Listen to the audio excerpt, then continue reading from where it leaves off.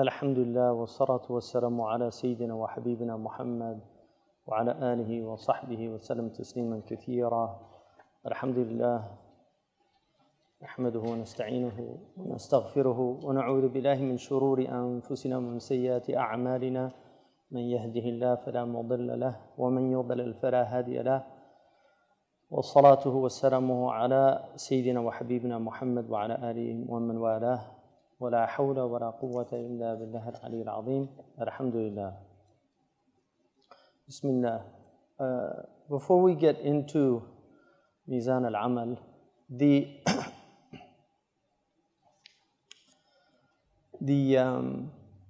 one of the major, Mizan al-Amal really is the standard of action. It's Imam al-Ghazali wrote two books.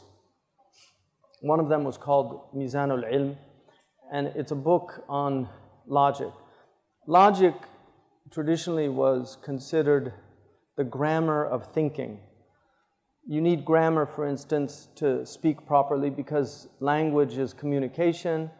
If you learn how to communicate properly, then it facilitates human understanding. And one of the things that Allah subhanahu wa ta'ala has given the human being is the ability to speak. أَعْلَمُهُ الْبَيَانِ.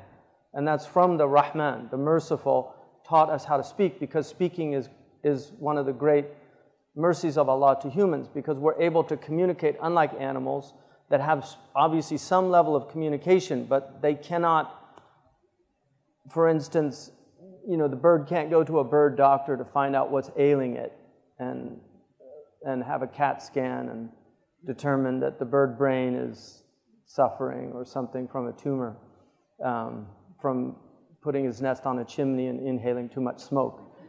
That's not going to happen. So humans were given language, and language is extremely important to know and learn language. Now, in Aboriginal cultures, one of the interesting things about Aboriginal cultures, and these are the earliest cultures that we have, Bedouin comes from Beda, to appear. They're the first human beings, the Bedu. And the Bedu are not simply the Arab Bedu. They're Aboriginal, from the original people. So sometimes they're called first peoples. Wherever these people are, one of the things that's significant about them is that their language is highly specific. And they often, anthropologists are amazed at how sophisticated their languages are. They often have names for all of the relatives, so each one has a specific name. They have names for all of the things in their environment, so they don't use something like thingamajig. Where's the thingamajig, which is for people that don't know the names of everything. Now, obviously, as culture gets more sophisticated, there are more names, and this is why the English language has literally hundreds of thousands of words.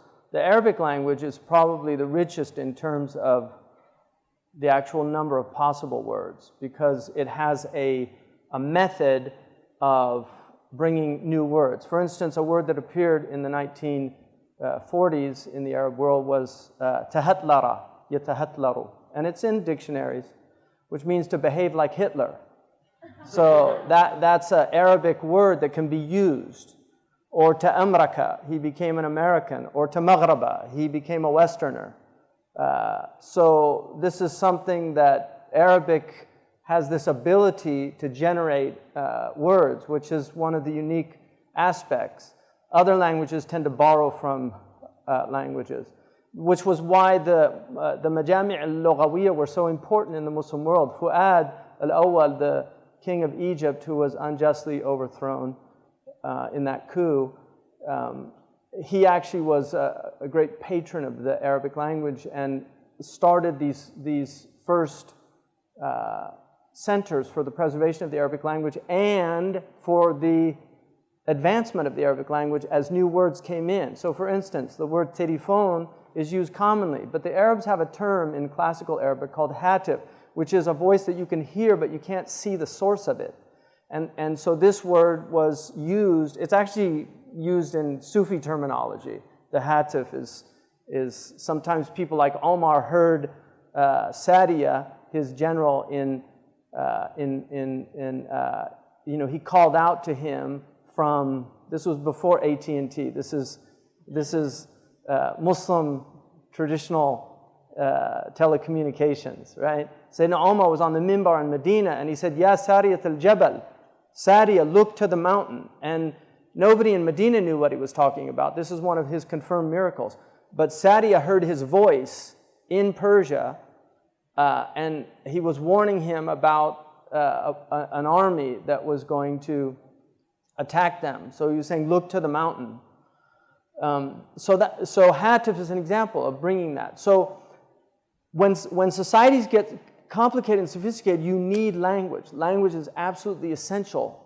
Now the problem with language is that it becomes corrupted. Now modern linguists, and this is a whole madhab or school in the West, will argue there's no such thing as language being corrupted. It's just what people speak.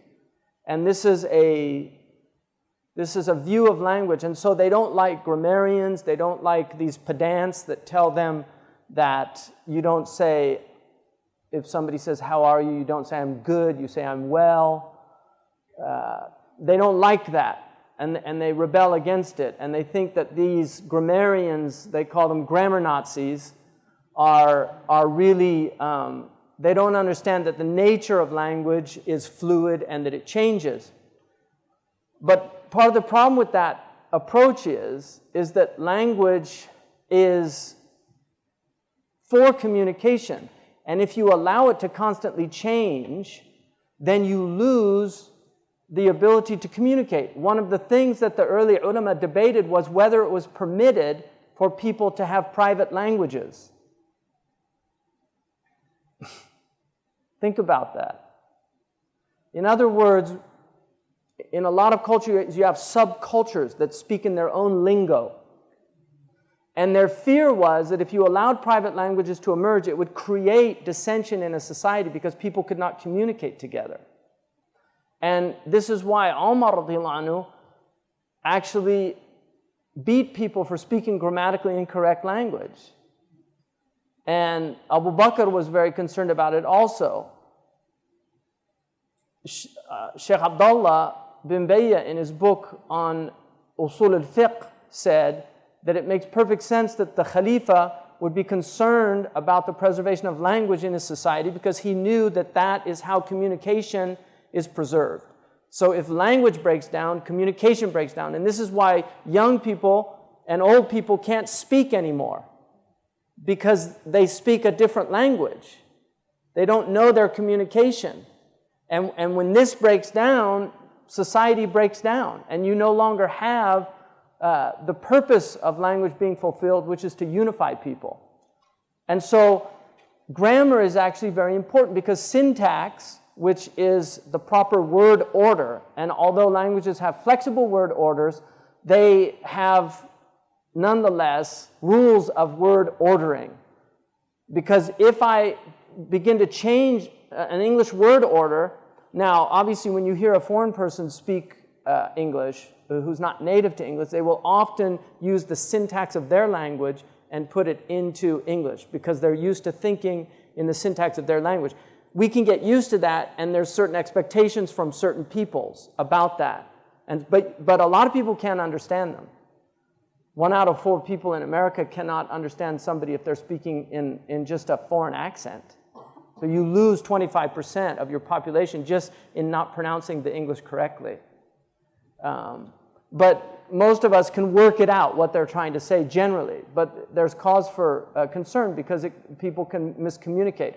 So grammar was a very important science in Islamic tradition because, and it comes according to our tradition, Abu Aswad al-Du'ali. I mean, modern redactors reject these and say they're apocryphal. But this is, all of our books convey these stories, and I don't see any reason to doubt them. But Abu Aswad al-Du'ali, he was with his daughter, and they were looking at the sky, and she said, Ma ajmar as-sama'i ya Baba. And he said, an-nujum. You know, what, she put the sama, she made it majroor. And she said, I didn't mean that. I meant how beautiful it is. So she wanted to use ta'ajjub, like ما أجمل السماء يا أبتي. It should have been mansub, but she made it majroor. He was very concerned about this, so he went to Imam Ali and he told him, he was a student of Imam Ali, and he said, you should put down some rules to protect the language. And then he told him, العربية تنقسم لاسم وفعل وحرف فنحو هذا النحو. The language is divided into three, nouns, verbs, and particles, and prepositions, all those other, what they call glue words in linguistics. And then he said, so go this path, فنحو هذا النحو, which is where we get the word nahu, which means grammar, from Sayyidina Ali saying, go this way. So nahu is what grammar is called in the Arabic language. So one of the big problems in our culture now is communication. We have a very hard time communicating. Now, another problem that's added to that is when you have a religious tradition that obviously, as all religious traditions are, is rooted in a revelation. The revelation is delivered in language. So, because language has ambiguity, in other words, it has more than one way of being understood, you get problems arise. Problems of communication. Because I can say something and you can understand, I can say, let's eat, Grandma. And if you're there with me and I'm talking to my grandmother, but you think I'm saying, let's eat, Grandma, right? Because there should be a little comma there. Then this is the nature of language. It can be misunderstood. And people have been, according to our tradition, people have died because of grammar mistakes, and people have also been saved because of grammar mistakes. There's a famous Khariji who wrote a line of poetry, and he said, وَمِنَّا أَمِيرَ الْمُؤْمِنِينَ Shabibu, and وَمِنَّا أَمِيرُ الْمُؤْمِنِينَ, and he put a dhamma, and from us is the caliph, and then he gave his name. So he was arrested, and then the real caliph said to him, so you're claiming that he's the caliph and I'm not? He said, no, I didn't say that. I said, وَمِنَّ أَمِيرَ الْمُؤْمِنِينَ. And then he made it mansub, which is speaking to the Amir al-Mu'mineen, not claiming he was the Amir al-Mu'mineen. So they say that his knowledge of grammar got his head preserved, right? So anyway, there's a lot of stories like that in our tradition. But one of the things that prevented people from speaking about knowledge was a lack of knowledge of Arabic, and that included rhetoric, because rhetoric is one of the fundamental and most important sciences in our tradition, because rhetoric deals with things like kinaya, isti'ara, and then there's different types of isti'ara, which are metaphors, analogies, metonymies. These are very sophisticated tropes and figures in language that can mean different things, even contextually. They can have different meanings. So these are all sources of confusion for people that don't know, but they're also sources of difference of opinion for people that know. And this is why our tradition has such... Islam is the only religious tradition that I can see outside of the Jewish tradition. It's the only religious tradition that really understood that human beings truly, legitimately differ in their understandings. And so it codified a type of difference of opinion that enabled Muslims to live together and practice different things and do different things in different ways, and yet live in solidarity. One of the proofs of this that it is an intention of our Creator, because Allah did not make all the flowers one color. He diversified them. So you have red roses and white roses, you have azaleas, you have daisies. They're all flowers. They have an essential nature of a flower, but they differ because Allah loves differences, and it's a reason why when bouquets are often made, they're made with a lot of different flowers. People prefer a diverse bouquet than a bouquet of all the same flowers, unless they're roses, because roses have a special maqam amongst flowers. But these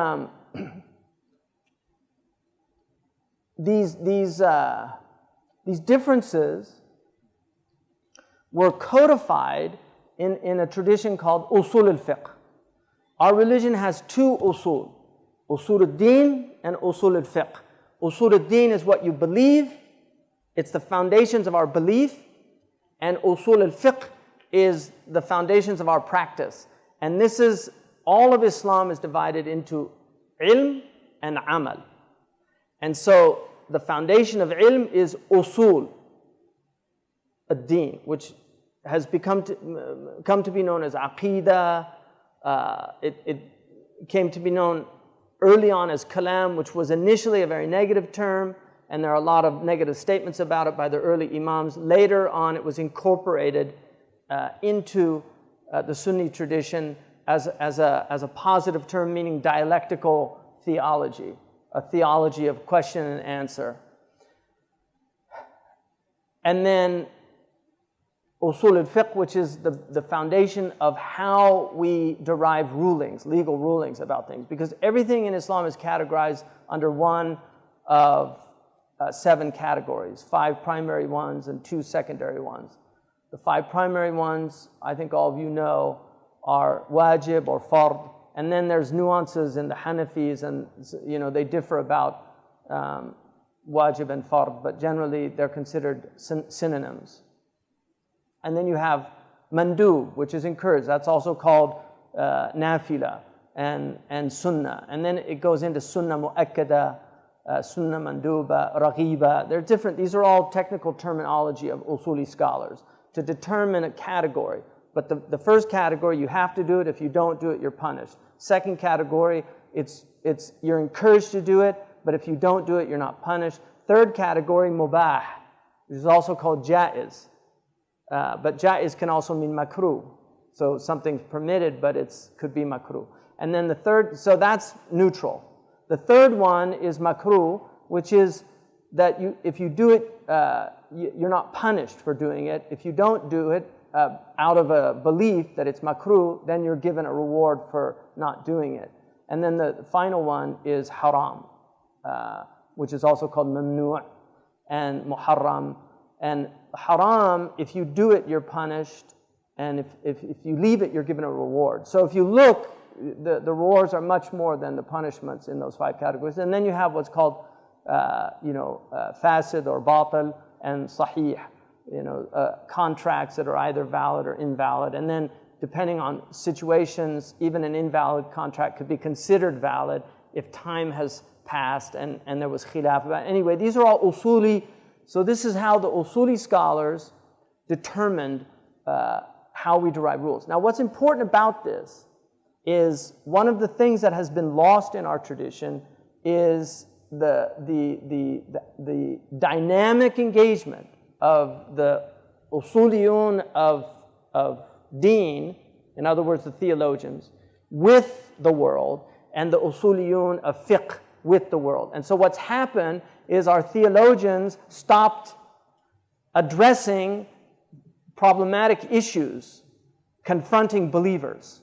And so we have very few books that deal seriously with evolution. We have very few, and people are confused about this. We have almost no books that even mention quantum physics and the problems of cause and effect. We have very few books that deal with nominalism and essentialism, which are problems, or critical theory, which involve problems that relate to aqidah as well as fiqh. So, because the tradition has ossified or petrified. When I was young, my grandmother used to take us to a place called the Petrified Forest. It's in Sonoma, and it's trees that have been there so long they've become stone. So a living thing became a dead thing. In many ways, this is what's happened to our tradition. A living thing became a dead thing. It's still a marvel to look at, but it's dead. In other words, it's not actively because the definition of life biologically is that it responds to stimuli. If it doesn't respond to stimuli, it's dead. So, usul al-deen and usul al-fiqh are supposed to respond to the stimuli through ijtihad, through radd al-shubuhat, either through legal reasoning to arrive at conclusions, or through the ability to refute obfuscation, shubuhat, things that create doubt in the minds of believers. New atheism, which is far less sophisticated than old atheism. And one of the proofs that people are really, really uneducated today is that the new atheists are read instead of the old atheists who were much more sophisticated. I mean, Nietzsche runs rings around Dawkins or Christopher Hitchens or Dennett, any of these people, runs rings around them in the sophistication. Even the ancient Greeks, in their level of sophistication. Materialism is not new. Materialism existed in the time of the Greeks. There were materialists that believed that this was all there was. They didn't believe in spirits, they just believed in matter. So materialism is not new. Humans have been confronting materialism for centuries. Karl Marx wrote his PhD thesis on the Greek materialists. And those were the ones that Plato and Socrates were going around and destroying their arguments. So nothing is new under the sun in that way. But one of the things today is that there's a level of education that has led to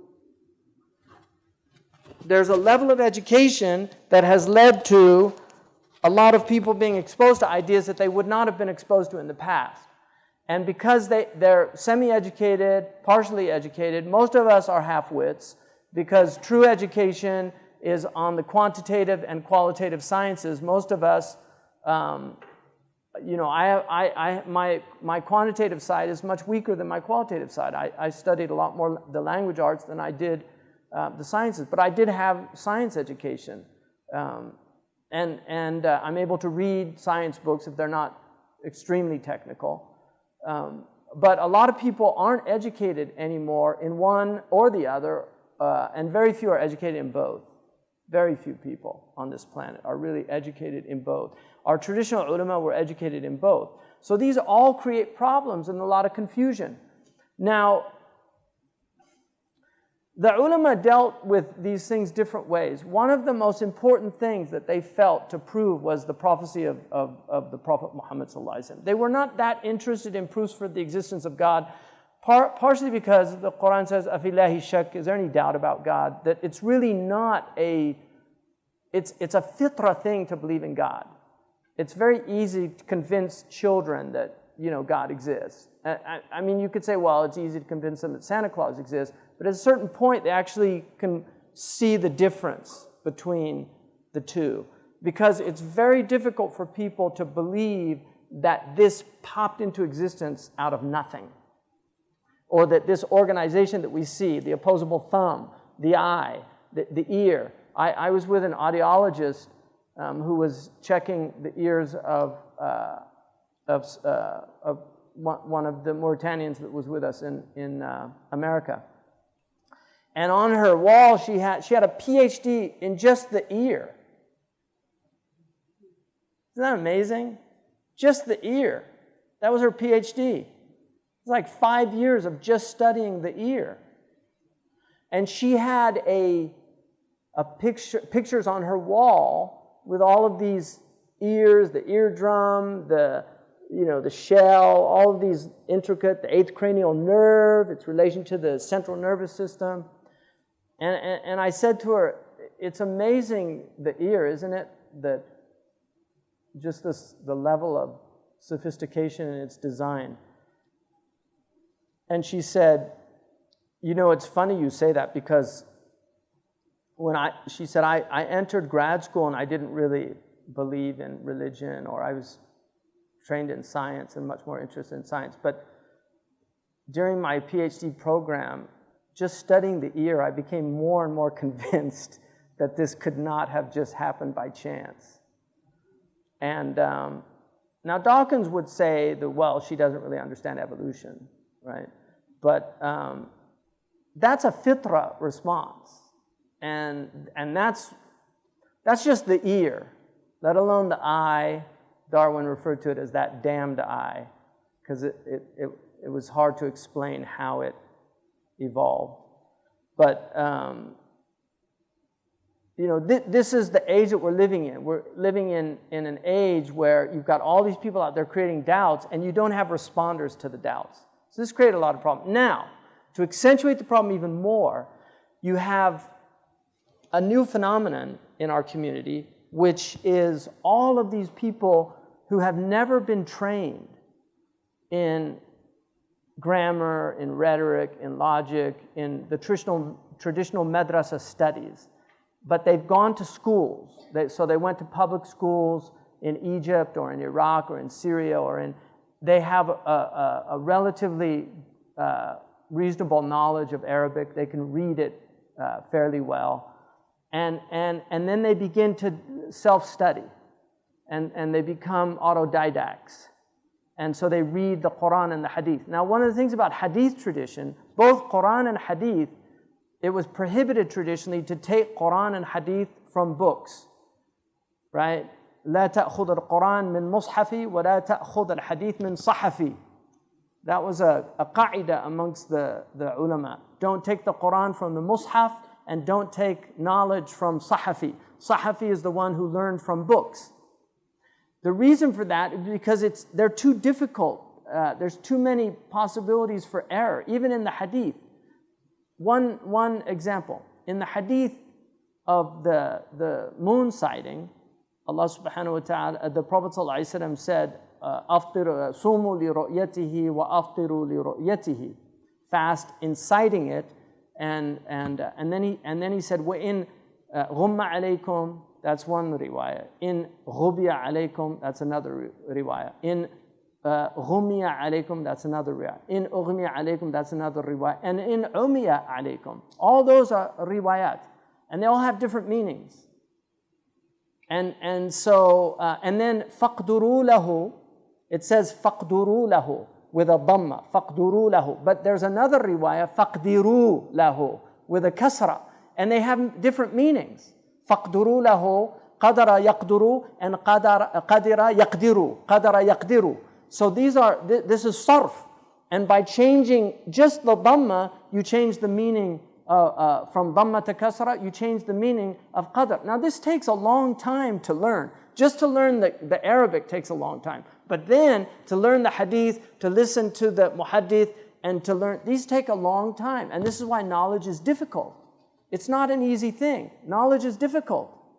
And so you have all of these people now that are out there and coming up with very different conclusions that the traditional people came up with. Let me give you one example.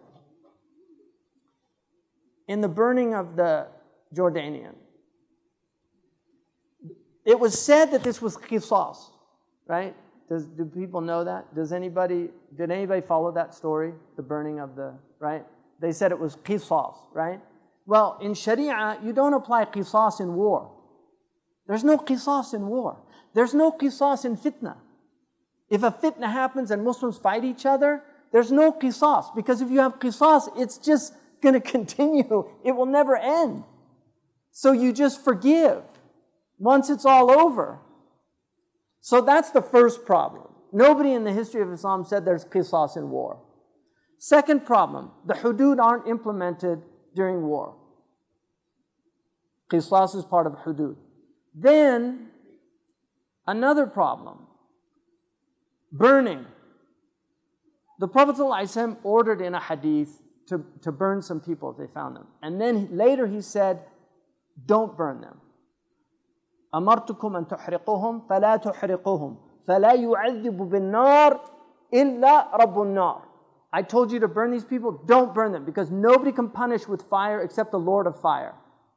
So now that hadith, some of the ulama took that hadith, other ones didn't take it, because nasikh and mansukh is a real problem in the hadith tradition. So some of them did not take that, because what they took was عَاقِبُوا بِمِثْلِ مَا عُقِبْتُمْ بِهِ, punish people according to the way that they've punished. Like in the Maliki tradition, in the Mukhtasar, it says, مَنْ قَتَلَ قُتِلَ بِمَا قَتَلَ وَلَوْ نَارًا. Whoever kills somebody, he's killed with what he was killed, even if it was fire. There's a hadith that the Prophet ﷺ, a Jewish man, threw a woman off and her head was smashed on a rock. He stole from her jewelry, and the Prophet ﷺ, according to the tradition, said his head was smashed with a rock. And this is what's called lex talionis. It's the Jewish tradition of an eye for an eye and a tooth for a tooth. It's right out of the Old Testament. But then the Prophet ﷺ, as his religion evolved, because it did evolve, the Prophet ﷺ was part of a process. He had legal rulings that later were changed. And this is to show that situations change rulings. This is the human condition. You can't just fix rulings and with statute law and think that you can apply that until the Day of Judgment. There are certain things that are thawabit in Islam, fixed, and there are other things that are mutaghayyirat. This is the usuli prerogative to work out what's fixed and what changes. It's a very sophisticated tradition, which is why we need usuli scholars, and they're actually considered the generals. According to Imam Qushayri, they're the generals of this ummah, because they're the ones that are able to command the troops. Not the fuqaha. The fuqaha can give you an opinion, but the usuli is the one that deals with new issues. And this is very important. Fatwa comes from fatiya, yafta, to be young. It's new, fresh. Right? So the root of fatwa is freshness. Also from it comes futuwa. What is futuwa? Chivalry. It defends the community. So the fatwa is a defense mechanism of the community to protect it from harm. So this was very, very important. And this is one of the crises that we find ourselves in. Now the Prophet ﷺ said, أَعَفُّ النَّاسِ قِطْرَةً أَهْلُ الْإِيمَانِ.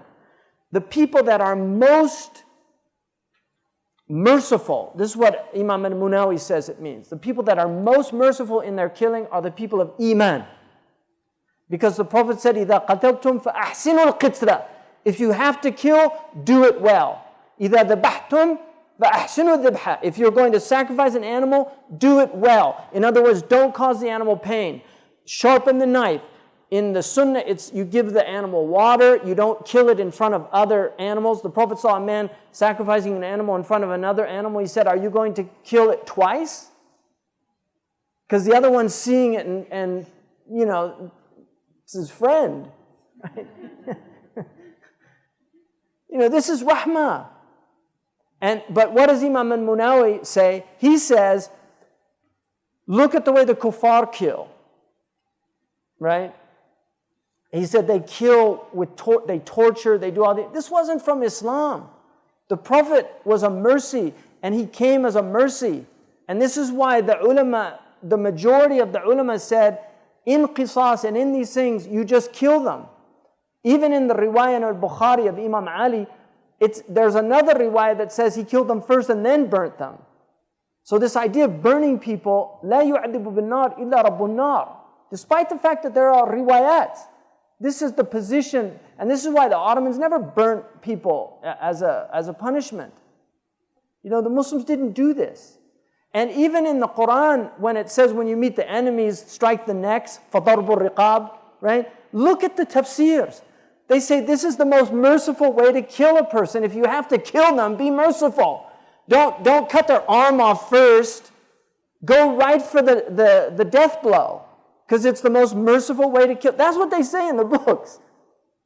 That even in jihad, you're supposed to be merciful to people. So this whole idea of cruelty, it has nothing to do with Islam.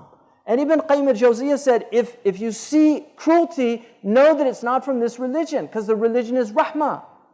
Even in killing, there's rahmah. And so Abdurrahman, Imam al-Munawi says about that hadith, أَعَفُّ النَّاسِ قِطْرَةً أَهْلُ الْإِيمَانِ. The people that are most, you know, iffa is like chastity, it's like aversion to something, you know, being, you know, a'affahu, like if you don't like something, you know, the people that are most averse to killing are the people of faith. Because they see they see the Creator in the creature. وَفِي أَنفُسِكُمْ أَفَلَا تُبْصِرُونَ. They see that you are a sign of God. Whether you're Jewish or Buddhist or Hindu, you're a creature, you are made by God, and therefore the sign of God is in you. And so they're loath to do anything. And that's why the Prophet said, لَا تَتَمَنَّوْا لِقَاءَ الْعَدُوِ. Don't desire to meet an enemy. Don't desire it. There's a sickness in this desire to kill people. So, what I wanted to do was just look at some principles that were established. This is a book that was written, and you know, these problems have been around for a long time. It's not like they haven't been around. But the difference between the past and the present is that in the past you had hisba, you had regulators. You know, if you have, there are several doctors here. How many doctors here? Yeah. So are you licensed? Yeah. So what do you do to get licensed? Yeah, you have to pass an exam. What else? But before you get licensed, what do you have to do? Yeah. How many years? Still counting. 8 years and 3 more. Yeah. Okay. So that's 11 years, right, of training. Why? But why would they put all that effort into training you? Because I mean, you could train a taxi driver. How long do they train for? I know it's more complex, but not driving in London. Because they take years to memorize all the streets. Yeah. Yeah. So the taxi driver has to know how to drive.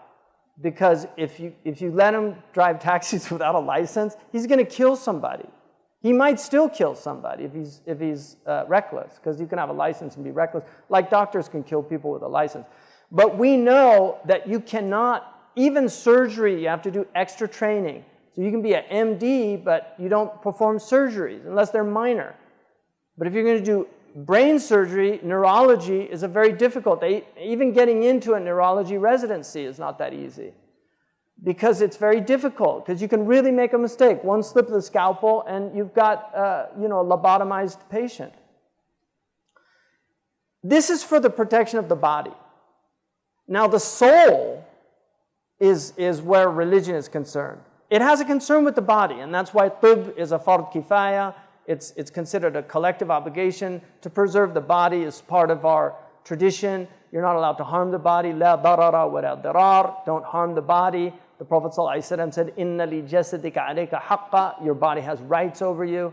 And the Prophet warned about overeating. The Quran warns about overeating. Kulu wa sharabu wa la tusiru innahu la yuhibbul musrifin.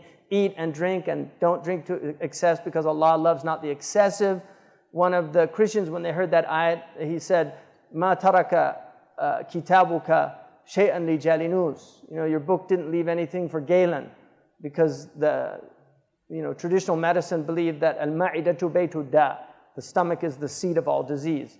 The National Center for Health in the United States, the NEH, says that the 80% of illnesses are caused by diet, bad eating. So fatwa is even more dangerous, right? In Urdu they say, Neem Hakim Khatari Jan, Neem Mullah Khatari Iman. Like to have a half-baked doctor is dangerous for the body, but to have a half-baked scholar is dangerous for the soul. Right? Now, the body is finite. The soul is infinite. The body will have 80, maybe 100, maybe 120. It's pretty unlikely you're going to go past 120. There have been people that have done that, but it's pretty unlikely. But the soul is eternal. So the danger involved in the soul is much worse.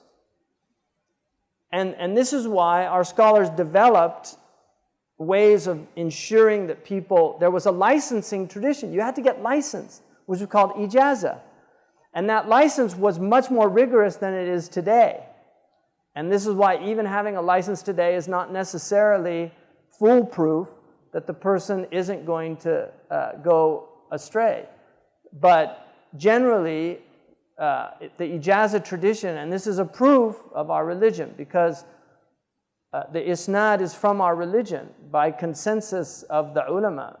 Al-isnadu min ad-din. Isnad is from religion. And lawla al-isnad laqala man sha ma sha. If it wasn't for the isnad, people would say whatever they wanted to say. So traditionally, you had to work before you got ijazah. You read with teachers. They could see the level of your reading. They would know the level of your understanding very quickly. I mean, if you study with any real sheikh, they'll quickly discern whether you're getting it or not. They can see it just on your face. And often they would ask you questions when they saw something was difficult, they would say. And the great teachers like Sheikh Abdullah bin Bayya, somebody who's at that level, Sheikh Abdullah Wald Ahmedna is another one, really stunning understanding. Sheikh Muhammad Yaqubi has brilliant mind. I mean, really brilliant mind.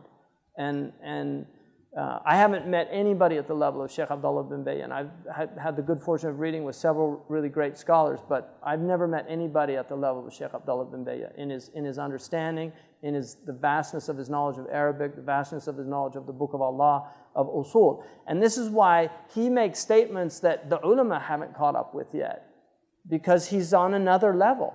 And Imam al-Ghazali was fought in his lifetime. Abu Bakr al-Tartushi, one of the greatest scholars of Imam al-Ghazali's period, wrote a book against him. Imam al-Maziri, the great Maliki scholar, one of the greatest Maliki scholars in our history, wrote a book against Imam al-Ghazali. Imam al-Ghazali's books were burnt in Andalusia and in Morocco.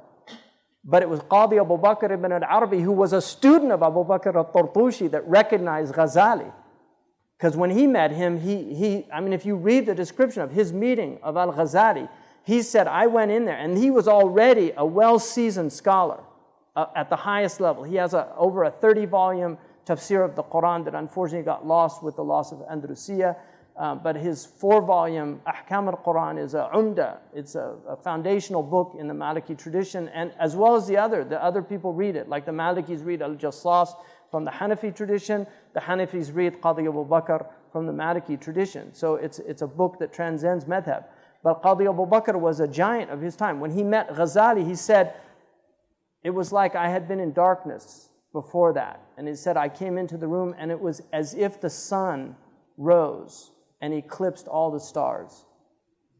And he said, I'd never seen anybody like him. And he sat with him, he read the Ihya with him, he read books, he asked him, he said, I wanted to understand the subtleties of his language. And so I asked him, and he said he treated me like the most generous of guests during the time that he stayed with him. He stayed with him in Jerusalem when he was in retreat, and he stayed with him in Baghdad.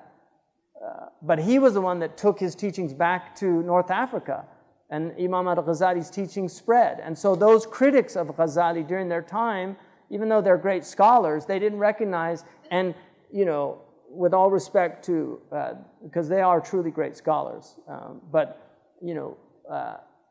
Shatibi mentioned that the fuqaha were like tuyus ala zariba. They're like goats fighting on the garbage heap. The ulama of one time.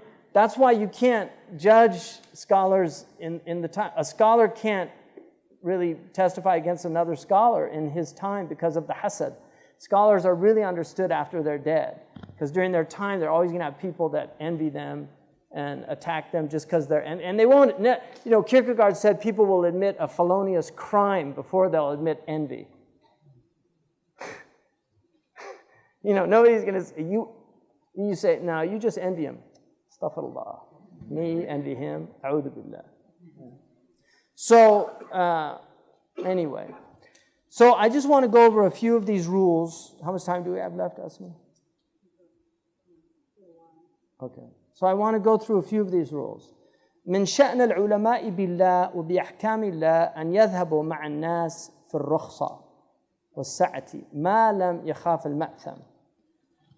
This is Sidi al-Mawaq was the last, al-Abdari, Muhammad al-Mawaq al-Abdari was the last great scholar of Andalusia. He literally was with when they surrendered Granada, he was the scholar that all of the other scholars recognized as the top scholar in Andalusia. So he is the last, he's Khatimat Ulama al-Andalus. He studied with great scholars. He's in the line of Ibn Lubbin and Shatibi, these great usuli scholars. He was an usuli scholar of the highest order. And he wrote this book.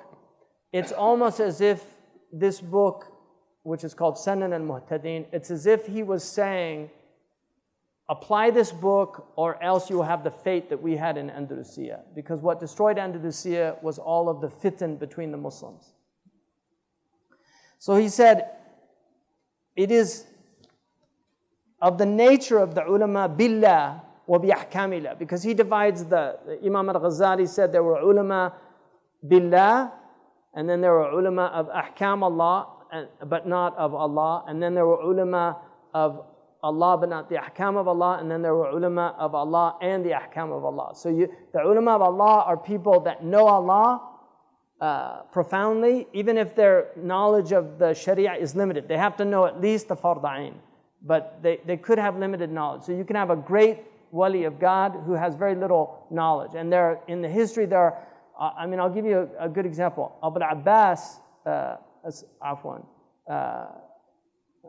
al-Abbas al-Hadrami, who was the teacher of Sidi Ahmed Zarruq, was illiterate. And Ahmed Zarruq was one of the greatest scholars of his time, but he sat with a man who was not, he spoke in Ammiya. Sidi Ahmed Zarruq took permission from him to put his sayings into classical Arabic, because he didn't speak proper Arabic.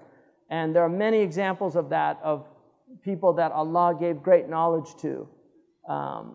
Sidi Abdul Aziz al-Dabbagh, the great Moroccan, is an example of that. So anyway, he said, it's from the nature of the ulama billah and of the ahkam of Allah, the categories or legal rulings of Allah, that they treat people, they give license to people. And يَذْهَبُوا مَعَ النَّاسِ فِي الرُّخْصَةِ وَالسَّعَةِ, to make things easy for people and give them room. This is the nature of the real ulama. They don't constrict for people. They give people license within limits. And this is why he says, مَا لَمْ يَخَافَ الْمَأْثَمِ, as long as they're not worried about sinfulness. And mar'u la ya'khudhu ala ahlihi bil wara'. A man should never expect scrupulousness from his own family. So if somebody has wara', and wara' means that you avoid anything that even smacks of doubt. And people of great scrupulousness will even not take permitted things, mubahat. So it just depends. But those people are not, they should not expect that from their own family or force it upon their family. بدعة الضلالة أعني أن تحكم على شيء بغير حكمه. The bid'ah of going astray, what the Prophet called كل بدعة ضلالة, right? Every bid'ah is a dalala. That's the bid'atul dalala. Every bid'ah is a dalala. Now, that is a bid'ah shar'iyya. So, and the hadith clarifies it on Aisha, which is in the Nawawi, من أحدث في أمرنا هذا ما ليس منه. He didn't say من أحدث في أمرنا فهو رد. He said من أحدث في أمرنا هذا ما ليس منه فهو رد. Because something can be from something. For instance, you have to know the times of prayer. Now, Sahaba didn't have watches. They told times by shadows. But if you use a watch, it should be a good one, like a Swiss watch. If you use a watch to determine the prayer time, which many of us do, right? We look on our watch and we see, oh, it's time to pray. We go pray. We didn't go check the shadows. The sunnah was to check shadows. So that is a ihdath. To use prayer schedules is a hadath. It's a bid'ah. But it's a bid'ah that's from the religion. It's minhu. And that's why it's permitted. If it's not from it, it's a bid'ah dalala. And that's an important distinction. So he said, أن تحكم على شيء بغير حكمه. It's to give a thing a ruling that is not its ruling. So to say something like the mawlid, to say that this is wajib, right? It's mandub to learn the seerah of the Prophet.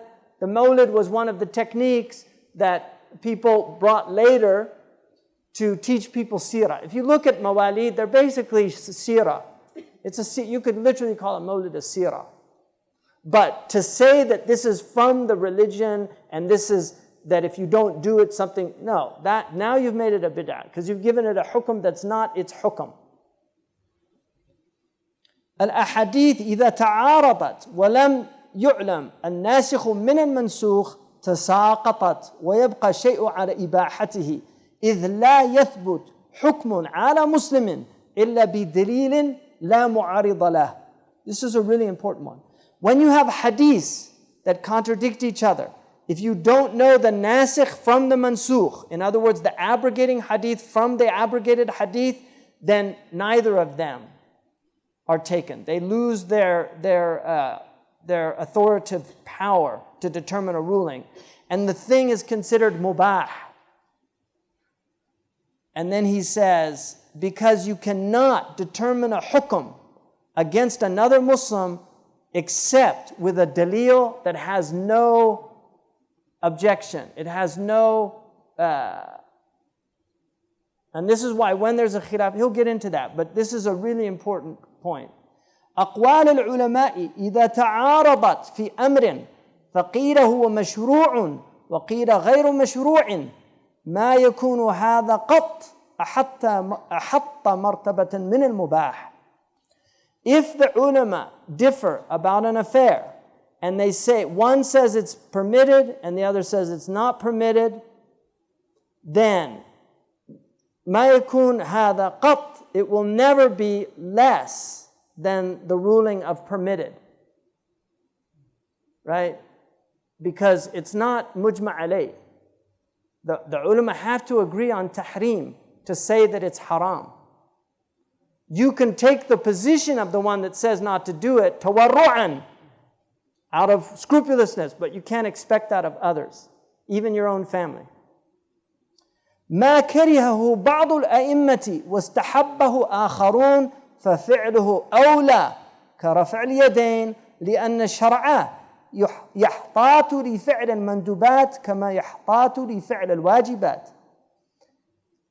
Those things that some of the ulama detested and others considered to be recommended, to do them is more appropriate. So if they differ about this is makruh or this is mustahab, then it's preferred to take the mustahab position, like raising your hands in dua. Because some say the Malikis traditionally did not raise their hands in the dua. Even though there's hadiths and some hadiths say hatta they could see the ibtay al-Nabi sallallahu alayhi wasallam.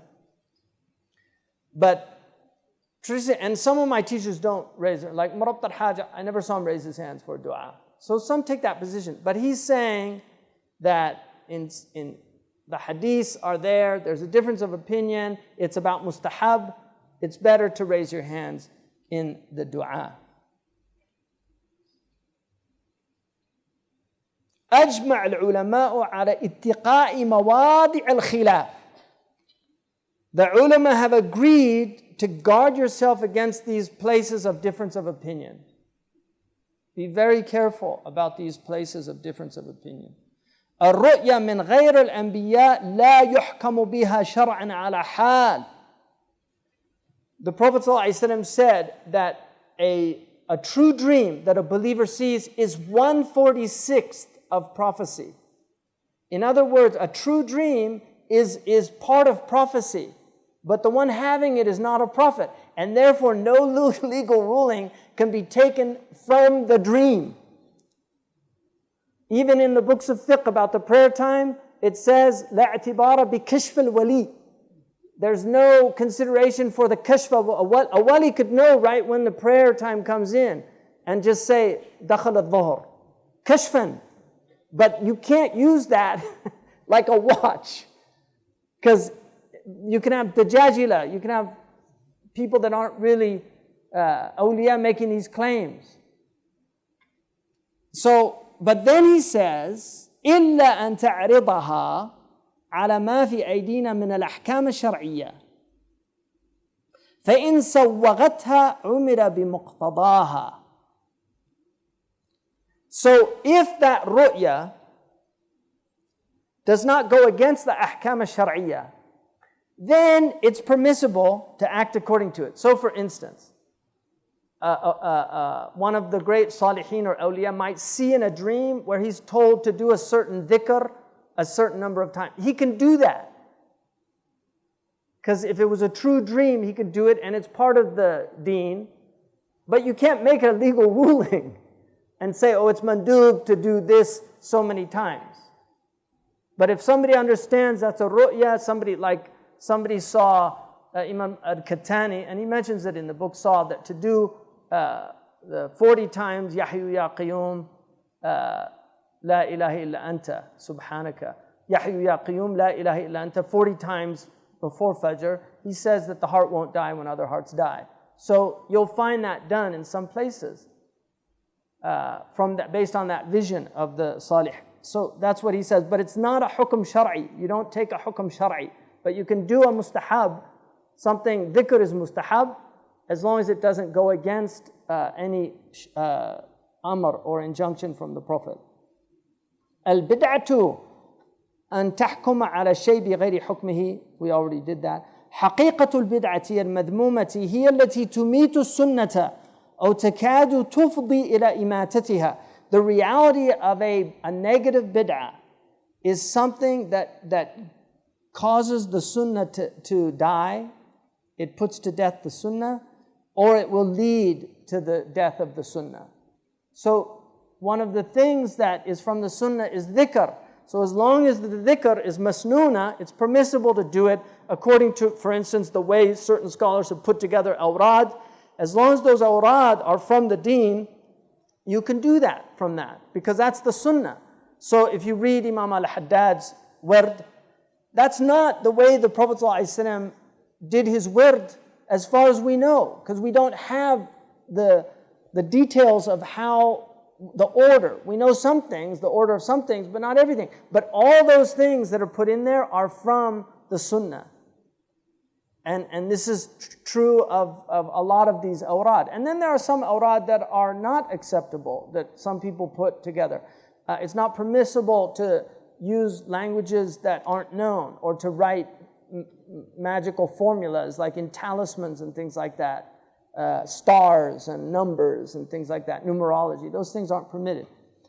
النصوص الصريحة بالنهي في القرآن والسنة فيما هو وارد على ما في ملك الإنسان أنه نهي أدب أو إرشاد لا نهي تحريم.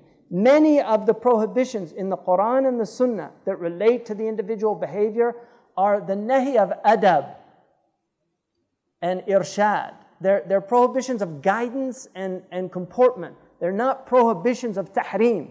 So there are many things where the nahi is in the hadith, but it's actually not for prohibition. And this is again, the usulis look at the nahi and try to determine what type of nahi it is. And that's why there's some khilaf about what's prohibited and what's not, because of the actual hadith that they differ on. Al-amru bil ma'ruf yakunu bi ma'ruf. To command good should only be done in a good way. So you're supposed to have rifq, gentleness with people, and not harshness. Amrul hisbati laysa bil huwaina. The regulating the people through amr bil ma'ruf and nahi anil munkar, regulating people, regulating the markets, this is not an easy affair.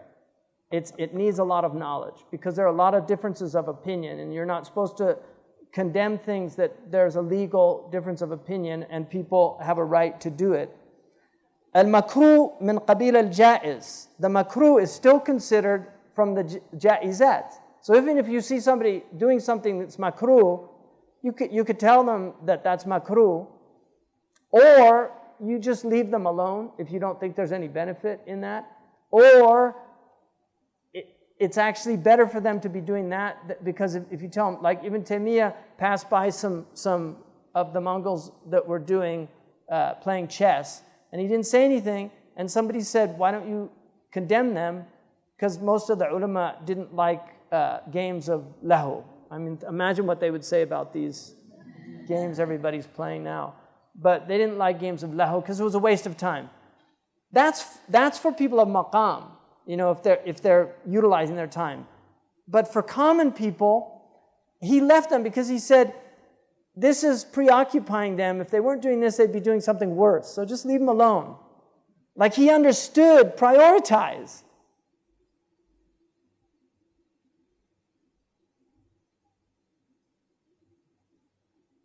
حكم المكروه عدم نقضه بعد وقوعه.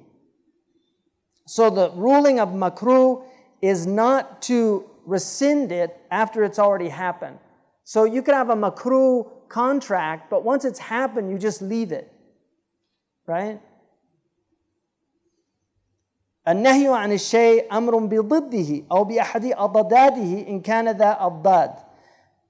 To prohibit something is to enjoin its opposite or one of its opposites if it has opposites. So this hukm is nuanced because it's not always applicable. قلة الإثم بنسبة إلى كثرته خير كثير. A little bit of evil as opposed to a lot of evil is a great good. It's a really important point. And the Arabs say, فلان خير من فلان. So-and-so is better than so-and-so. And they mean أقل شرا. He has less evil. So less evil is a good. And this is why in usul you have ارتكاب خف الضررين, taking the lesser of two evils. So sometimes the lesser of two evils is a great good. Again, this is understanding. القرب إذا شهد الشرع باعتبار جنسها فهي مندوبة. Drawing near to Allah, if the Sharia recognizes the genus, it can become manduba. So something that the Prophet did not command to do, but it's from its jins, the genus of it.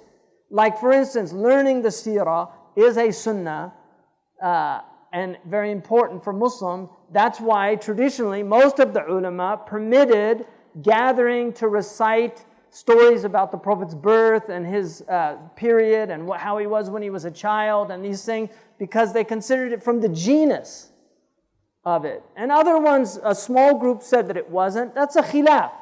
Really, technically, they should not condemn the ones that do it, and the ones that do it should also not condemn them for not doing it, because they're not doing it not because they don't love the Prophet ﷺ, they're actually doing it in their belief that the Prophet wouldn't want them to do it. So they're doing it out of love for the Prophet. They're not doing the mawlid out of love for the Prophet ﷺ.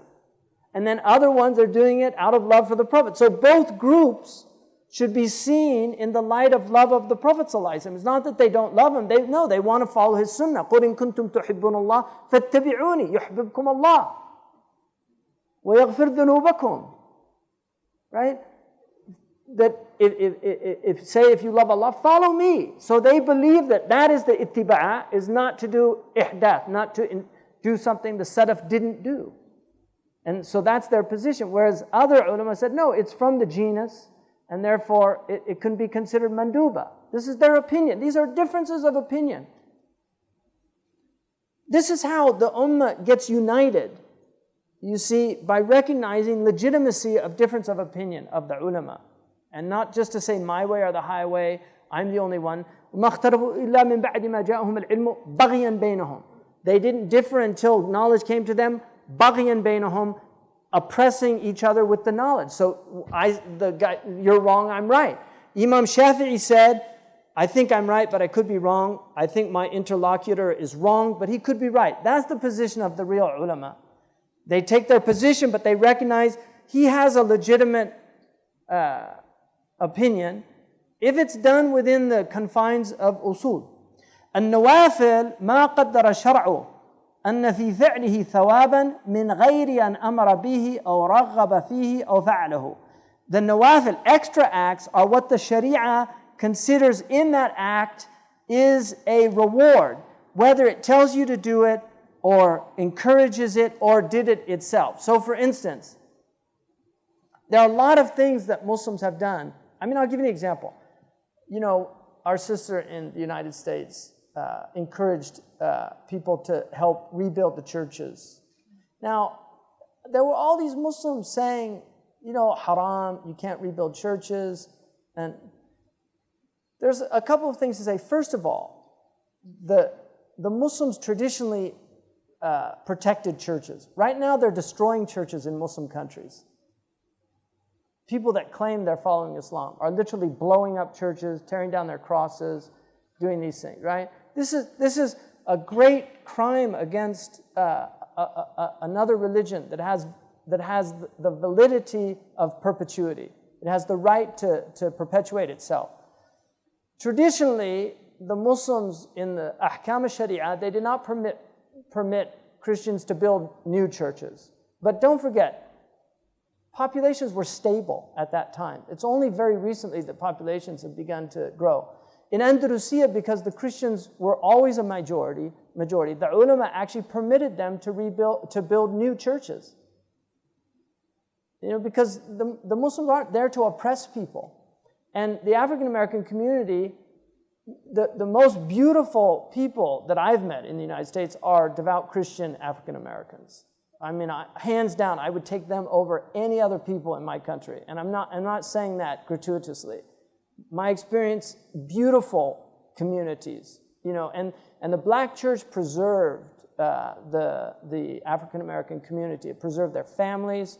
Most of the churches, most of the great black institutions of learning in the United States, like Dunbar College, Dunbar High School, and Howard University, and these things, if you study the history, these were often devout Christians that started these institutions. In that community, the black church has been really destroyed. And so for Muslims to be in solidarity and help them rebuild a church that was already there, not building a new church or fundraising to build, no, but in solidarity that we're in the United States and we are also a community, our mosques are under threat. And just as we would want them to support us in our expression of freedom of religion, we want to support them in their expression. That's usul al-fiqh. And this is understanding. And unfortunately, it's something our community lacks a great deal of. So that's another problem. ما اختلف العلماء في تحليله وتحريمه فلا يقال فيه حرام. If the ulama differ about the tahleel or the tahrim of something, you don't call it haram. لا تقولوا تصفوا ألسنتكم الكذبة هذا حلال وهذا حرام لتفتروا على الله الكذبة إن الذين يفترون على الله الكذبة لا يفلحون. Right? Don't claim, don't describe with your tongues halal and haram. In other words, don't make the haram halal and don't make the halal haram. النهي عن المنكر لا يتعلق إلا بالمجمع عليه ولا ينكر المختلف فيه. To forbid a vice is only if that is an agreed upon vice. That in which people differ about, there should be no munkar. And this, if people would just apply this one usuli principle, so much of the dissension and problems in our community would be resolved. Wallahi, just this one principle. If they would just apply this one principle. If it's mukhtalafi, the calculation and the moon sighting by naked eye, it's mukhtalafihi. If people follow that one, they have a valid ijtihad. If people follow the other one, my personal opinion, I think the calculation is extremely weak, but it's there. And to deny it is to deny the ikhtiraf of our ulama. And that's why I'm not going to say their fasting is invalid. I'm not going to say that. And amongst the naked eye sighters, again, some go by that just a Ummiyya tradition of if they say they saw it and they saw it, even if science says they couldn't have seen it. I don't believe that opinion either because we developed these sciences. But again, it's a difference of opinion. And this is, we don't have to hate each other or get angry. I mean, Imam Tahir in my community, he went with the sightings. I wouldn't go with the sightings. I love Imam Tahir. He's a beautiful human being. Really, he's one of the best people I know.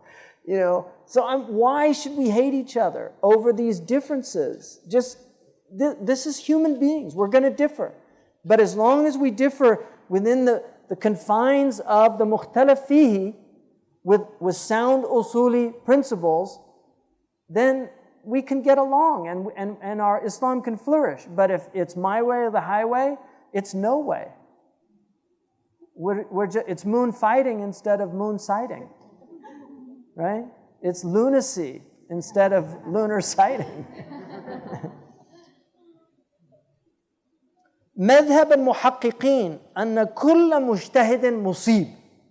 The madhab of the masters, the muhaqqiq are the people of tahqiq. They're the great ulama. The madhab of the masters is the madhab of musawwiba, that every mujtahid is correct. Now, the hadith says, من اجتهد وأصاب فله أجر ومن فله أجران ومن اجتهد وأخطأ فله أجر. That hadith which is sound, whoever makes an ijtihad and is correct, he gets 2 rewards. If he makes it validly with the tools of ijtihad and he is mistaken, then he gets 1 reward. How does that square with that they're all correct?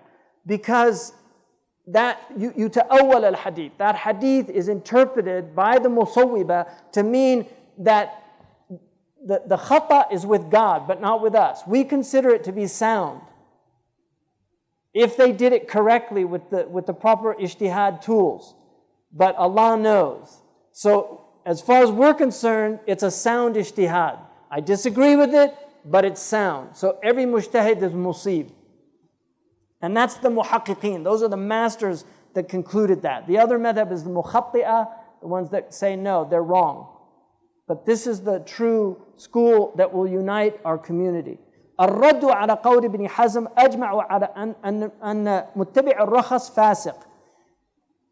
Ibn Hazm's opinion that those who follow licenses are fasiq is rejected. انعقد الإجماع على أن من أسلم فله أن يقلد من يشاء من العلماء بغير حجر أو حجر as a مثلث. So the ijma' is that whoever becomes Muslim, he can follow anybody who's a scholar and take his opinion. So when I first became Muslim, I happened to become Muslim with Malikis. So they just told me, pray with your hands down, move your finger like that, do 1 taslima. That's what I learned. Then I saw other Muslims, what are they doing? Don't worry about that. They're Hanafis or they're okay, They're all correct. That's what they said. They're all correct. But Sheikh Nuh, he met Shafi'i, so he became Shafi'i. Imam Zayd went to Syria and studied with Shafi'i, so he's Shafi'i. كلهم من رسول الله ملتمسون. All of them took from the Prophet sallallahu alaihi wasallam. So they're all correct, even though the ijtihadat are different. لا تسع الفتيا والحكم إلا بمشهور المذهب. That you should really teach the mashhur of a madhab, because madhabs have so many diverse opinions that, again, you will create disunity in the community. Now, I would argue in our time, this is true for ibadat. For mu'amalats, it's a little trickier, and that's why with the mu'amalat, there needs to be a lot more leeway, just to make things easier for people. But for the ibadat, that's true. That unless it's a difficult situation, you can get people out of. العارفون بالله أفضل من العلماء بأحكام الله. Those who know Allah are better than those who simply know the rulings of Allah. But those are things that Allah knows. من الورع الخروج من الخلاف. It's part of scrupulousness to get out of khilaf, difference of opinion. So wara' is to get out of khilaf, but you cannot impose wara' on other people. You can only impose it on yourself. So it's better to follow a more conservative position. Islam is actually quite a conservative religion, but if there's a liberal opinion and it's accepted by the scholars as valid, and these are scholars that are in the Isnad tradition. ما لا يتوصل للواجب إلا به فهو واجب. If you can only get to an obligation through a means, then that means becomes an obligation. مخالفة الجماعة فيما أبيح لنا ليس من شيم الأئمة. To go against the group in things that are permitted is not from the characteristic of true leaders. So when you see people doing something in their urf, you don't go against the urf just to be different. Or you think this is the sunnah. The sunnah is to be with the group. The Prophet ﷺ said, Al-jama'atu rahma wal-firqatu adab. Jama'ah is a mercy, wal-jama'ah ta'ifatu min al-nas ala gharadan wahid. Jama'ah is a group of people with one goal. So a jama'ah of musafirin are going to the same place. So they're called jama'ah. The Muslims are jama'ah because our goal is ridwan Allah and Jannah. To please God, to please His Messenger, and to get into paradise. So we all have the same goal. Everybody in this room has the same goal as a Muslim, is to please God and get into paradise, right? Hopefully, that's our goal. وقاية العرض بترك سنة واجب في الدين. To protect your dignity, even if it means leaving a sunnah, is from the deen. So there are situations where if you're going to be humiliated for the sunnah, then you leave the sunnah. If you're in an area where to dress in a certain way is going to cause people to attack you or something like that, you shouldn't do it, even if you believe it's the sunnah to do it. Because you should never put yourself in a situation where you're going to be humiliated. And again, he'll talk about in the book, for instance, Izz ibn Abd salam was asked about standing, because the sunnah is not to stand. He said, but the sunnah is also, لا تقاطعوا ولا تدابروا. Don't split up and don't be divisive. Right? Don't turn your backs on one another. So he said, if we don't stand in these days when the urf is to stand, we'll end up creating division, because people will see the person and say, what's his problem? Why isn't he standing? He doesn't respect me. So he's saying that it's worse to create dissension. That's one of the greatest ulama in the history of Islam, Izz ibn Abd salam. That was his fatwa. And there are many examples like that amongst the A'immah. Qadi Ismail, one of the greatest Malikis, was in a gathering in Baghdad, and the minister of the Caliph, who was a Christian, came into the room, and he stood up and greeted him. He saw the ulama that were in his gathering look at him, and he was the biggest Maliki scholar of that time. He was considered mujtahid fil madhab. They looked at him like, what's he doing? Why is he doing that? And when the Christian left, he said, I saw you got upset about me standing. He said, this is a minister from the government. You know, that he has the affairs of Muslims, whether you like it or not, in his hands. And Allah did not prohibit us from showing birr to them if they don't oppose us in our religion. Right? لا ينهاكم الله عن الذين لم يقاتلوكم في الدين أو تخرجوكم من دياركم أن تبروهم. Right? That Allah didn't prohibit you from showing those لم يقاتلوكم في الدين. They didn't fight you in your religion أو يخرجوكم من دياركم, that or chase you out of your homes. أن تبروهم. Right? To show them birr. So he used that verse over the other one, فَلْيَجِدُ فِيكُمْ غِلْظَةً. You know, like, let them find harshness. That's another time. That's when you're at war. You don't want to be soft and gentle. You know, let's all sing Kumbaya, and they're shooting bullets at you. That's stupidity. But that's not normally how you should behave with people. If they're nice to you, be nice to you. Ibn Abbas, you know, a Jewish man said, Salaam alaikum. And the other man greeted him back. And he got angry at him. They went to Ibn Abbas. He said, Wallahi, if Fir'aun said something nice to me, I'd say something nice back to him. You know, this is the way they were. This whole harshness and this, where did that come from? Right? Where did that come from? It's a very strange thing. حقيقة التقليد قبول قول الغير من غير حجة وأما ما سمعته عن رسول الله فليس بتقليد لأنه حجة في نفسه. The reality of taqleed is to conform to the opinion of another without knowing the proof. It's to accept the opinion of another without knowing their proof for it. That's taqleed, which is a negative thing in our religion, but it's the hukm of people that don't have knowledge. It's to get out of taqleed is a good thing, but if that's where you are, that's where you are. وَأَمَّا مَا سَمِعْتُهُ عَنْ رَسُولِ اللَّهِ. But what you hear from the Prophet, فَلَيْسَ بِتَقْلِيد.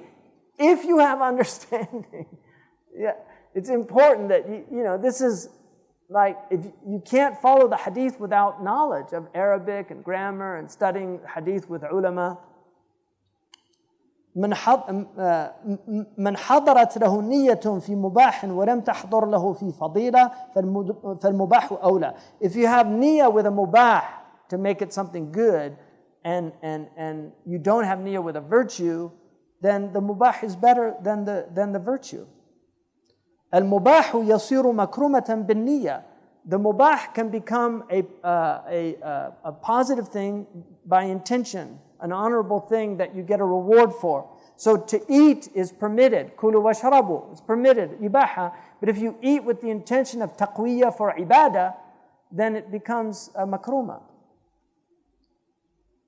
المعصية لا تنقلب أبدا مكرومة بسبب النية. No disobedience can ever become a makruma because of niyyah, because of your intention. واستثنوا من هذا, but they excluded from this مصلحة شرعية لم تنال إلا بمفسدة دونها. But they took the lesser of two evils out of this. So, if you have to do something that normally would be a ma'asiyah, but it's a way of preventing a greater ma'asiyah, then that's the exception. المعصية إذا كانت تدرأ معصية أعظم فإنها تفعل.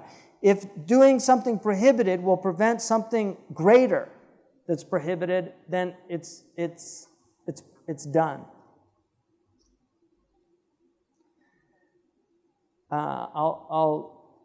I want to finish this, but I'm going to stop here. These are very important. But I'll end with one. العمي لو زنى أو سرق.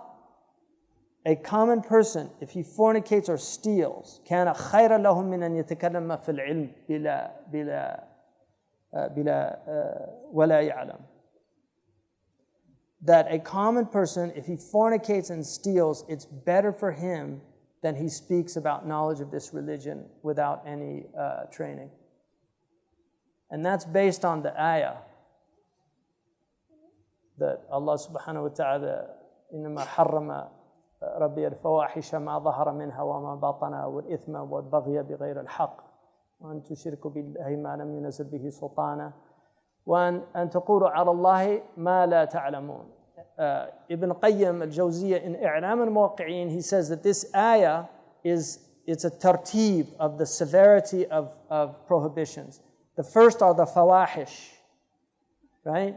And those are like any foul thing, like fornication is a fahisha. لا تقربوا الزنا إنه كان فاحشة وساء سبيلا. Don't go near fornication because it's a fahisha. So fawahish are less than أن تقولوا على الله ما لا تعلمون, that you say about God what you don't know. So he's saying it's better for that person. Here, khayru means أقل شرا, less evil. It's not a good thing, but it's less evil. And this is, if people understood that, really, we would stop talking.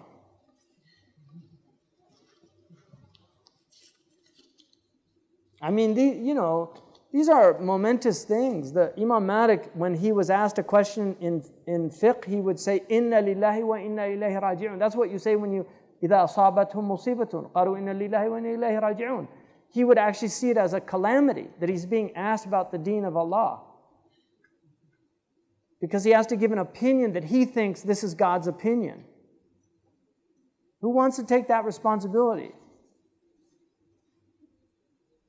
There have been incidents of people being murdered for committing blasphemy towards the Prophet ﷺ. What would be the usuli approach to this? Well, first of all, nobody can لا ضرر ولا ضرار. Nobody can take the law into their own hands. Blasphemy laws are judged by qadis, It's not nobody can kill another. I mean, look, think about this. If I wanted to murder somebody, all I would have to tell the judge, oh, I heard him say something bad about the Prophet, so I killed him. Oh, okay, you can go. What kind of, think about that. It's crazy. Nobody can take the law into your own. And then the laws of Islam do not apply in the lands of other peoples. They can do whatever they want. Allah, كَفَيْنَاكَ الْمُسْتَهْزِينَ. We will take care of the mockers. The Prophet ﷺ was mocked in Mecca. His Sahaba didn't go and kill anybody. Even when they were making fun of him and intending him, they wrote a poem and they used the name Mudhammam, which is the opposite of Muhammad. He said, look how Allah has removed their tongues from me. They're talking about some guy named Mudhammam and I'm Muhammad. It's like he didn't give them any reality. It's like have you ever seen that surrealist painting that it's a picture of a pipe and it says, this is not a pipe, right? To make you think it's not a pipe. It's just an image of a pipe. It's not the pipe. So anybody who draws a caricature and says that that's the Prophet Muhammad, they're lying. And if you bring me anybody from the ulama or the Muslims that have any 2 cents of brains to have them swear an oath that that's our Prophet sallallahu alaihi wasallam, they're kafir. If they say that's the Prophet, they're kafir. It's not the Prophet. It's some stupid thing from their own imagination. And unfortunately, some Muslims are painting those pictures for them by their behavior. They contribute the pens and the paper. In the Islamic tradition, what are the most effective ways to learn and perfect a language, specifically Arabic and English language? Is there book recommendations to help doing so? I mean, first of all, language, speaking and writing, there's an element of it that's clearly a gift, but there's also a large part of it that is acquisition. So you can learn and master. Sheikh Saeed Ramadan al-Buti, Allah yarhamuhu, told me that he tried to write poetry, but he never could. I know people like Zain al-Abidin, who's the son of Sheikh Abdullah bin Bay. He's a brilliant poet. And in fact, I'm going to read one of his poems for you guys before I go, inshallah. But a brilliant poet. He didn't study arud. Sheikh Saeed studied arud. He studied prosody and the rules of versification. Zain al-Abidin could just do it from hearing it. He just hears the meters. Those are mawahib gifts. But to learn grammar in any language is difficult. English grammar is complicated.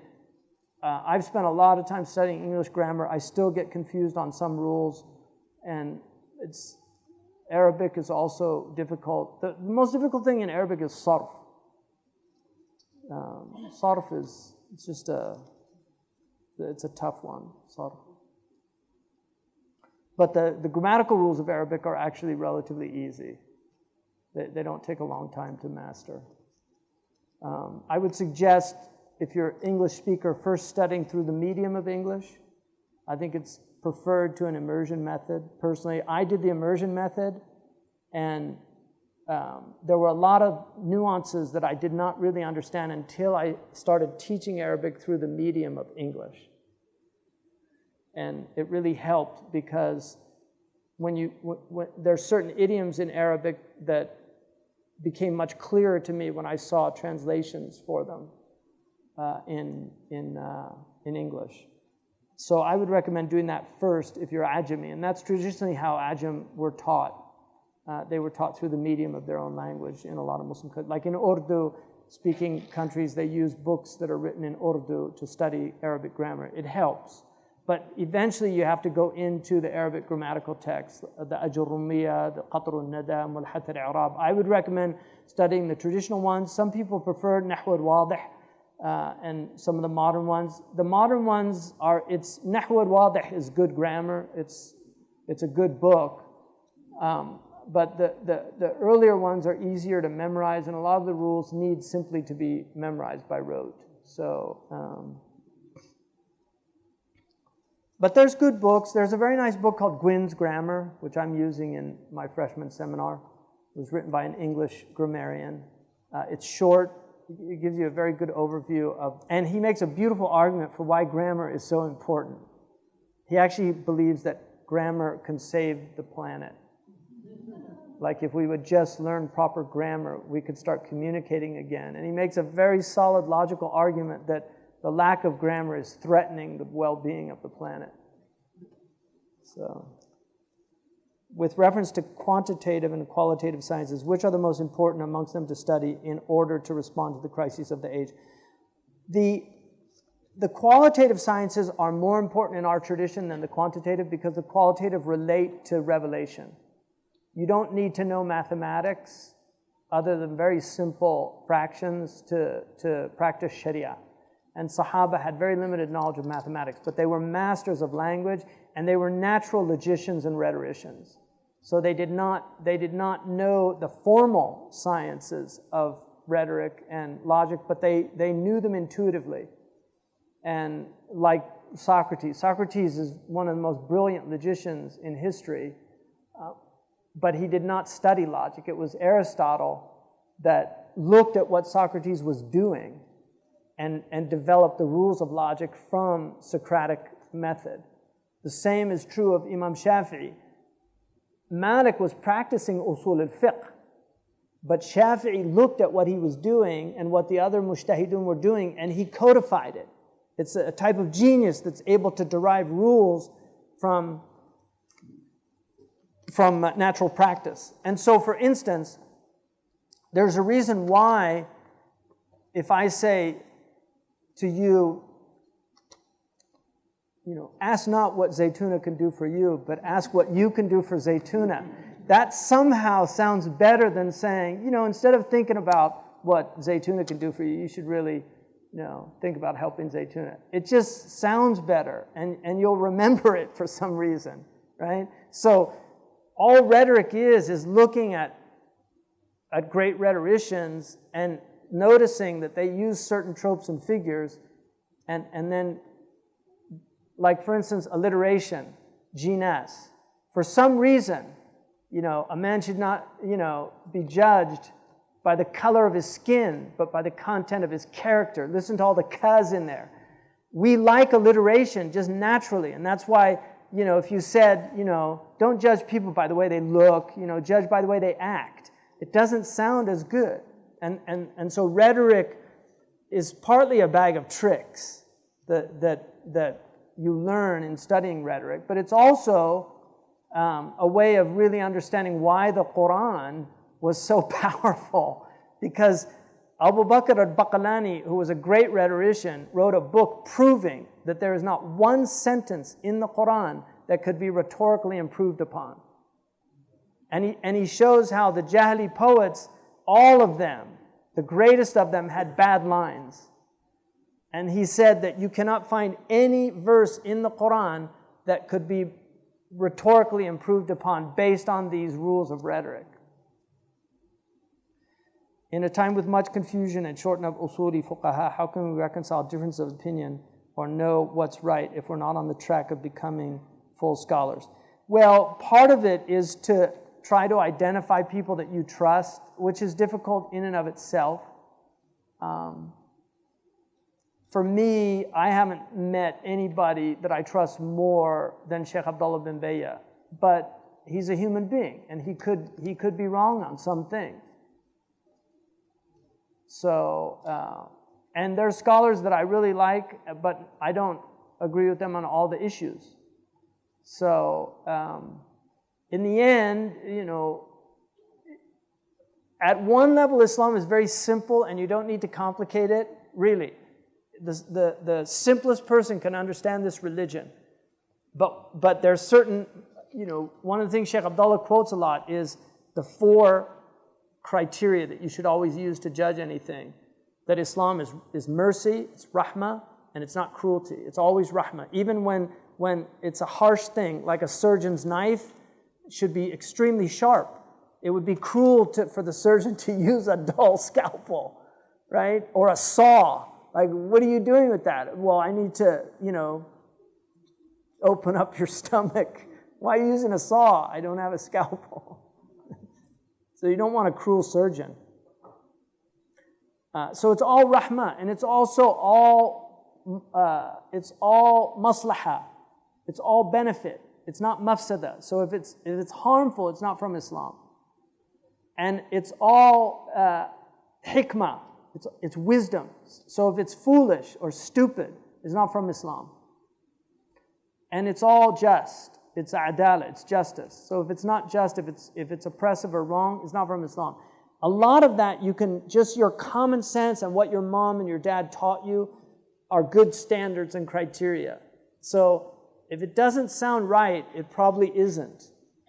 Now, unfortunately, people can get brainwashed, and there's a lot of people doing that, But the Prophet ﷺ did not have anybody do any suicide missions in Mecca or Medina, and he didn't permit it. I think that was one of the biggest mistakes, because there are some ulama that justified it, but they always justified, only in the context of Palestine.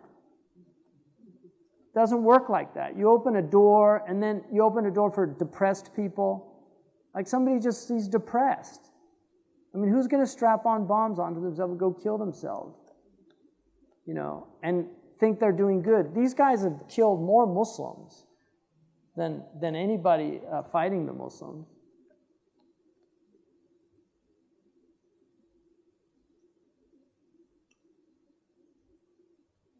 I have read from Al-Ghazali some texts recording talismans to depict the logically unexplainable. Is it condemned?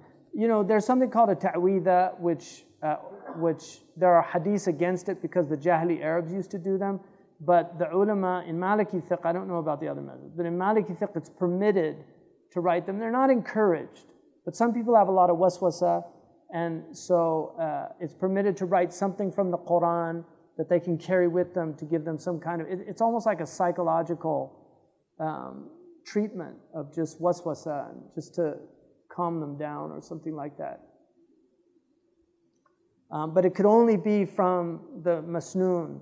And there is a hadith that the Prophet put them on Hassan and Hussein, which is where they take that from. When speaking of khilaf or something being agreed upon, does he mean within one madhab across the four madhab or even the dead ones across? Yeah, khilaf, it means if it was a rightly guided mujtahid who's recognized by the ummah as having achieved the level of ijtihad, and there are levels of ijtihad. So you have the mujtahid al-mutlaq is an absolute mujtahid. This is like Abu Hanifa, Imam Shafi'i, Ahmad ibn Hanbal, Imam Malik ibn Anas, Imam Layth, Imam Abu Sufyan al-Thawri, Imam al-Awza'i, and some claim, Suyuti initially claimed ijtihad mutlaq. Some say Imam Kandahlawi from India, who wrote Hujjatullah al-Baligha, was a mujtahid mutlaq. There have been claims later, but in the early period, the agreed upon ones, there were several people that reached this level. And those are people that actually have their own usul. So for instance, Abu Hanifa radiallahu anhu, he has a position where he will not take hadiths even if they're sahih, if he thinks it goes against something in a Quranic principle that he makes from qiyas. Or, for instance, he won't accept, there's certain hadiths like Abu Huraira, if it's in a fiqh issue. Abu Huraira was not known for his fiqh. He was known as a rawi of hadith, although he did give fatwa, but rarely. He was not from the muftin of the Sahaba, but he did give some fatwa. But for instance, Abu Huraira has a hadith about, whoever does wudu, it'll give you nur, and the Prophet ﷺ said, so let him increase in that. So he used to do the wudu beyond the elbow to get more nur. The ulama said that was a misunderstanding of the hadith, because it was actually meaning doing wudu on wudu. So even if you're in wudu, to do wudu again before the prayer, that's how you do it. So that's an example where, he understood something, but it wasn't what the fuqaha understood from it. Radiallahu anhu. So there are many examples of that in where he differs from Imam Malik. Imam Malik took the amal of Ahl al-Madinah over ahad hadith. So if the hadith was a solitary, which means that there's two basic types of hadith: ahad and then mutawatir. Mutawatir means so many people related, it's factual. So it's a factual hadith. It's impossible. Like the Quran is mutawatir. And so this is called qat'iyyat al-wurud in usul. It means that it's a decisive statement that cannot be denied.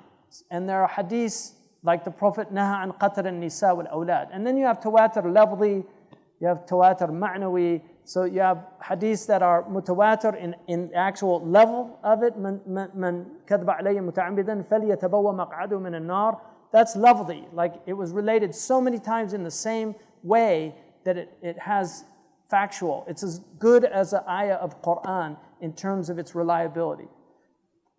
A hadith that is ma'nawi means even though it's related in different meanings, in different phrases, the meaning is mutawatir. So for instance, the prohibition on killing women, children, and non-combatants is mutawatir. So you cannot kill women or children or non-combatants in war. It is haram, as strong as anything in the Quran is haram. The mutawatir are, there's a difference of opinion about how many there are, but they're not more than 500. It's a small amount of hadith. There are over 54,000 hadiths altogether. Only 500 of them, around 500, are considered mutawatir. And they've been collected in books. From the ahad hadith, you have variations. So you have sahih. Every mutawatir is sahih. I mean, it's higher than sahih.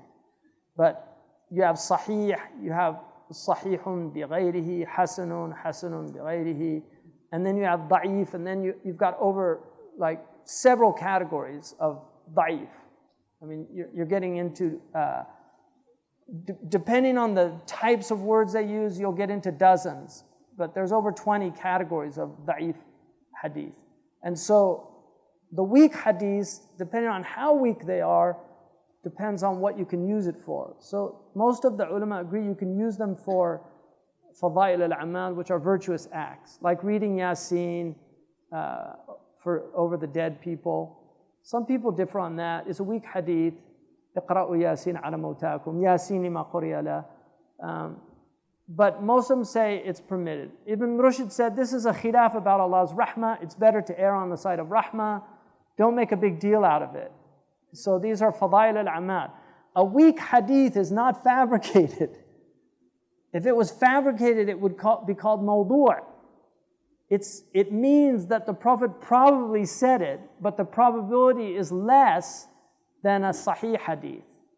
So it gets a C grade as opposed to a B like a Hasan hadith, or an A like a Sahih hadith, and then you have A+, muttafaqun alayh. And then you have 100%, which is the mutawatir. So, and then weak, that's very weak, it's a D. And then flunk is a mawdu'. So you don't throw out a D paper, but it's not the one you put up as the example, right? You don't use it for an example. But if that C paper has something that you didn't find in an A paper, then you might point that out. So that's where fadail al-amal, if you find it in a weak hadith, or in akhbar, like the ghaybiyat, the weak hadiths about the end of time are used because if they come true, then even if they're weak in the sanad, the fact that they've become true, that proves that the Prophet probably said it. And that's why and then munkar, people say, oh, it's a munkar hadith. They don't even know what munkar means. The munkar hadith can have soundness in the transmission, but only one person or some, and then some it's not known. So if they say yarwi and manakir is different from huwa munkar al hadith in the these are these are all technical terms. When you study mustalahat al hadith, you learn these distinctions. So